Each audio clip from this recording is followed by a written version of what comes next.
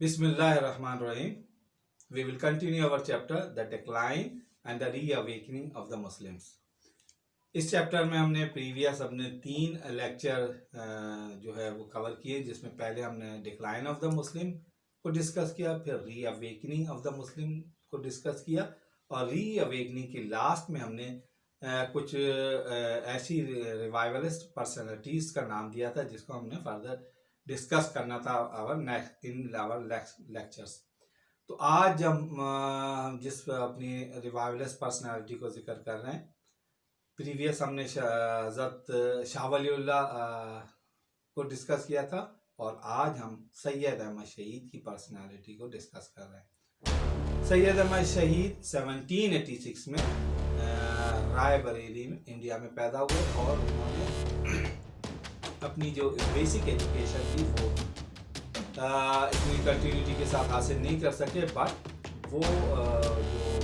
Different activities थी, some sort of उस वक्त जो सोल्ड की ट्रेनिंग थी या फाइटिंग ट्रेनिंग थी, इसमें बहुत इंटरेस्ट होता था, और उन्होंने ये बाकायदा हासिल किया। फिर वो दिल्ली आ गए और उन्होंने हज़रत शाह वलीउल्लाह के जो मदरसा रहीमिया वहाँ एडमिशन लिया, और उनके बेटे शाह अब्दुल अजीज़ से उन्होंने अपनी जो रिलीजियस एजुकेशन वो हासिल की, और उनके जो ज़माने में कहते हैं उसके बड़े फॉलोवर्स में से थे। एजुकेशन ख़त्म करने के बाद इन्होंने इनके जो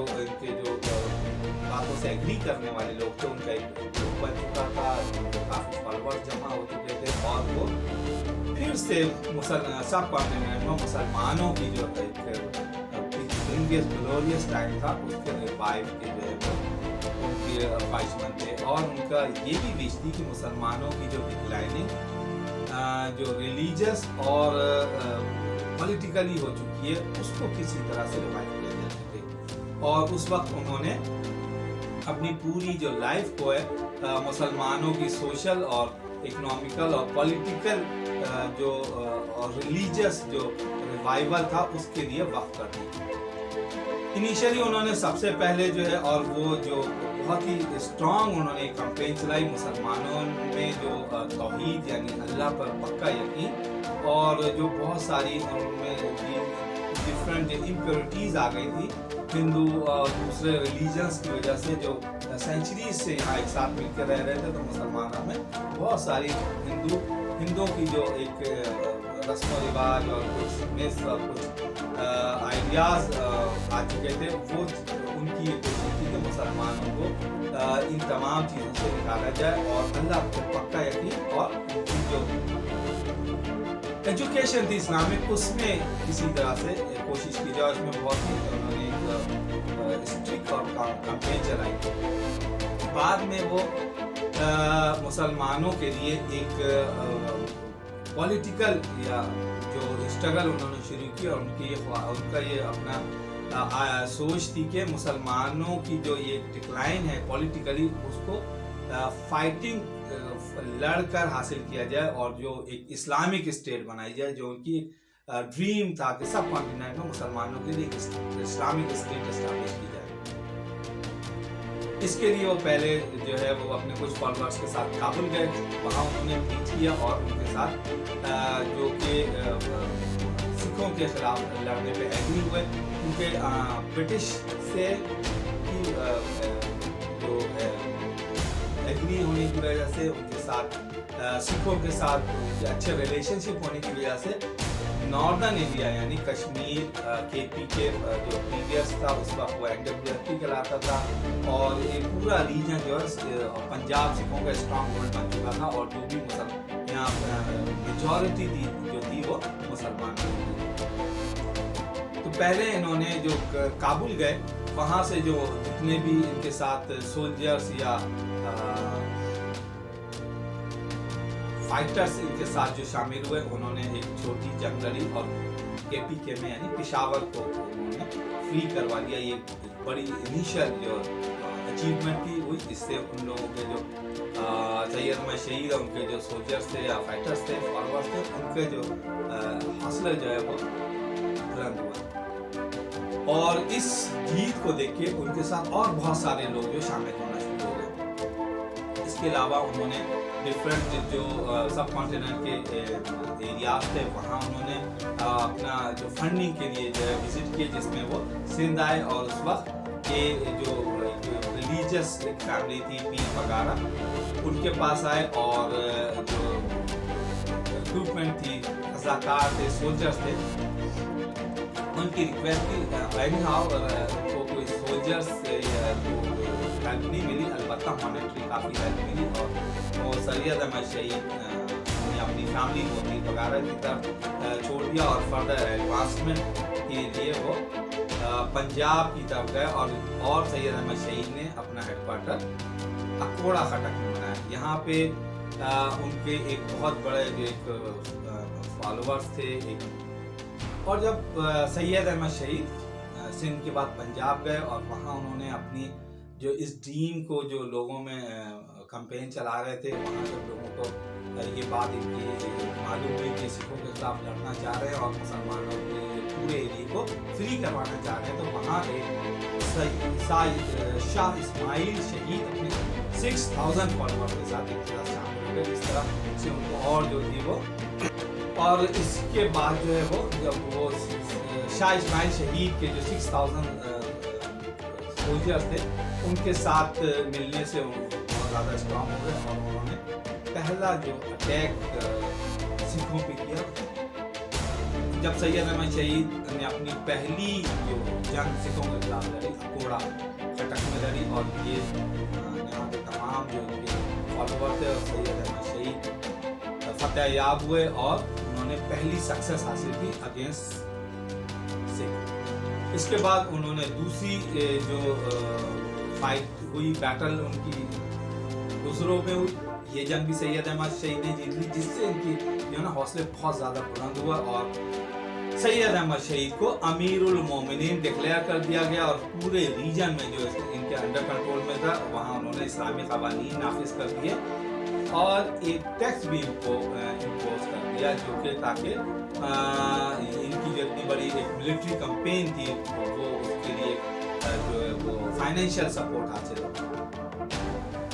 और बहुत सारे लोग जो है इसमें ट्राइब्स जो शामिल होते चले गए और सैयद अहमद शहीद एटलीस्ट 80,000 की जो मिलिट्री फोर्स पहुंच गई और फिर उन्होंने फाइनली बालाकोट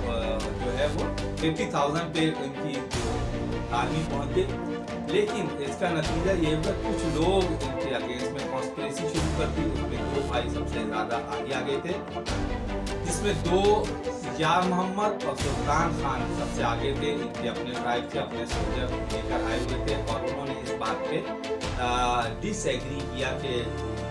जो यहाँ का लोकल, जाहिर बात है सैयद अहमद शहीद रायबरेली इंडिया के पैदाइश थे, वहाँ के रहायशी थे और वो यहाँ पे आके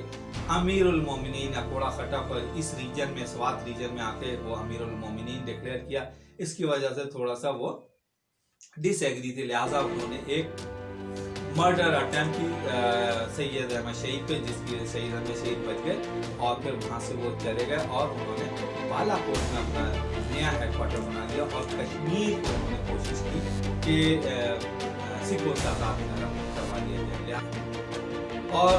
कश्मीर को फ्री करवाने के लिए उन्होंने मुजफ्फराबाद से अपनी आर्म स्ट्रगल दोबारा शुरू की। बालाकोट पे उनकी एक फाइनल बैटल हुई सिखों के साथ और वो लोग जो सैयद अहमद शहीद से डिसएग्री करते थे और उनसे ज़्यादा नाराज थे, उन्होंने कुछ ऐसे लोगों को सिखों के साथ मिल के बता दिए, जिसकी वजह से जो कि सैयद अहमद शहीद के लिए बहुत ज़्यादा नुकसानदेह हुई और हुआ हुई कि जो अपने ही जो लोग होते हैं, जब मुसलमान को नुकसान पहुँचता है तो उसमें अपने लोग ज़्यादा इन्वॉल्व होते हैं और सैयद अहमद शहीद के साथ भी ये हुआ at the time of war. जो हमने प्रीवियस टीपू सुल्तान और सिराजुद्दौला के साथ देखा, सेम वही सिचुएशन सैयद अहमद शहीद के साथ भी हुई और at the time of battlefield